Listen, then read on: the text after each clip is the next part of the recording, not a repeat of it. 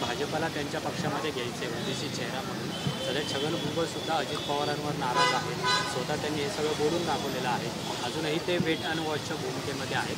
छगन भुजबळ यांच्यावर अन्याय झालेला आहे असं वाटतं तुम्हाला त्यांच्या पक्षामध्ये? एकतर भुजबळ साहेब हे राज्याचे एक वरिष्ठ नेते आहेत. ते कुठल्याही पक्षात असले तरी गेल्या 40-45 वर्षाचं त्यांचं योगदान हे महाराष्ट्र कधीच विसरणार नाही. आणि स्वतः आदरणीय पवारसाहेबांच्या अनेक संघर्षांमध्ये माननीय भुजबळ साहेब हे पवारसाहेबांबरोबर उभे राहिलेले आहेत. हे मी आयुष्यभर विसरणार नाही. आणि त्यांच्यावर जेव्हा मोठा अन्याय झाला, मला अजूनही तो दिवस आठवतो जेव्हा त्यांना अटक झाली, मग हॉस्पिटलमध्ये चे दिवस असतील, कोर्टातले दिवस असतील, त्या काळात त्यांच्या कुटुंबाचे आणि मी त्यांच्या वेदना, त्यांनी केलेला संघर्ष हा फार जवळून पाहिलेला. अनेक वेळा मीही त्यांच्या कुटुंबावर कोर्टात गेले, हॉस्पिटलमध्ये असेल किंवा आर्थर रोड जेललाही मी भुजबळ साहेबांना भेटायला गेले होते. त्यामुळे फार संघर्षातून ते कुटुंब आजपर्यंत आलेले आहे. आणि नुसतं त्यांच्या लेकी सुना नाही, त्यांची नातवंडही फार दुःखातून ते कुटुंब गेलेलं आहे. आणि मग शिवसेनेत असेल किंवा काँग्रेस, राष्ट्रवादी काँग्रेस पक्ष असेल, त्यांनी खूप संघर्ष केलेला आहे आयुष्यभर. आणि मला आठवतं की बेळगावचा जेव्हा जी लढाई होती तेव्हा ज्या पद्धतीने त्यांच्यावरही अन्याय झाला, त्यांना अटकही झाली, तेव्हा एक लढवय्या नेता म्हणून भुजबळ साहेबांकडे आपण सगळ्यांनीच देशांनी राज्यांनी पाहिलेलं आहे. त्यांनी अनेक वेळा अनेक राज्यांमध्ये जाऊन ही संघटना उभी केलेली आहे. त्यामुळे एक संघटनेतला मोठा नेता म्हणून आम्ही सगळेच भुजबळ साहेबांकडे बघतो.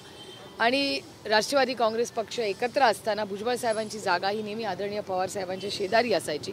वयाने, कर्तृत्वाने ते मोठे नेते आमच्यासाठी कालही होते, आजही आहेत आणि उद्याही राहतील. आमंत्रणाचा विषयच नाही. माझे भुजबळ साहेबांच्या कुटुंबाबरोबर जरी मध्ये काही राजकीय झाले असतील मतभेद, तरी माझे कौटुंबिक संबंध, मी भुजबळ कुटुंबाबरोबर मी कधीच बाय द वे कौटुंबिक संबंध कुणाच बरोबर तोडत नाही एकतर. आणि भुजबळ साहेबांच्या कुटुंबाचे त्या संघर्षाच्या काळात त्या कुटुंबाचं, त्यांच्या लेकी सुनांचं, नातवंडांचं दुःख इतकं मी जवळून पाहिलेलं आहे की मला वाटतं आपण सगळ्यांनी मिळून त्यांना कितीही साथ दिली तरी त्या अडचणीच्या काळात त्या कुटुंबांनी जे भोगलं आहे हे वेदना देणारच आहे. आणि दादांचं वाद म्हणजे अर्थात त्यांना मंत्रिपद न देणं हे सगळं हे दिसून येतं का त्यांच्यामधलं संघर्ष? दादांना त्यांच्याबद्दल विचारलं तर ते दादा बोलणं देखील टाळतात. मला याची काही माहिती नाही, कारण का तो त्यांच्या पक्षाचा अंतर्गत विषय आहे.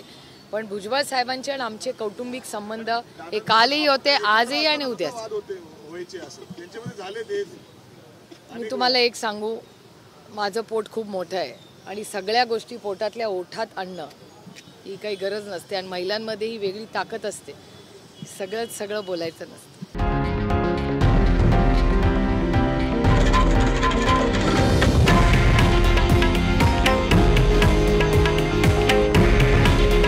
हे आहे देशातील नंबर 1 न्यूज नेटवर्क आणि आपण पाहत आहात TV9 मराठी.